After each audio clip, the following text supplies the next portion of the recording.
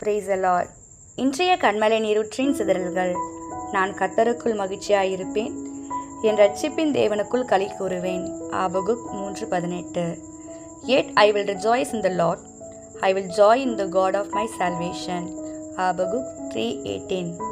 ஒன்றுமே இல்லாத என் வாழ்க்கையை கர்த்தர் துளிர்க்க செய்வாரா என்று யோசிக்கிறீர்களா? என் வாழ்க்கையில் சந்தோஷமே இல்லை, ஒன்று போனால் ஒன்று என்று தொடர்ந்து பிரச்சனையாகத்தான் இருக்கிறது என்று நினைக்கிறீர்களா?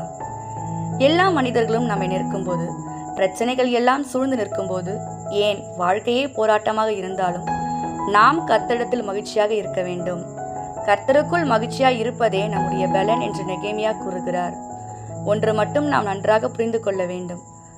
தேவனுடைய அனுமதி இல்லாமல் எந்த ஒரு காரியமும் நம் வாழ்க்கையில் நடக்காது.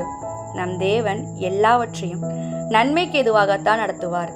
எதுவும் இல்லை என்றாலும் இரட்சிப்பின் தேவனுக்குள் களி கூறுங்கள். கர்த்தர் உங்கள் கால்களை மான் கால்கள் போல ஆக்கி உங்களை உயரமான ஸ்தலங்களில் நடக்க பண்ணுவார். God bless you.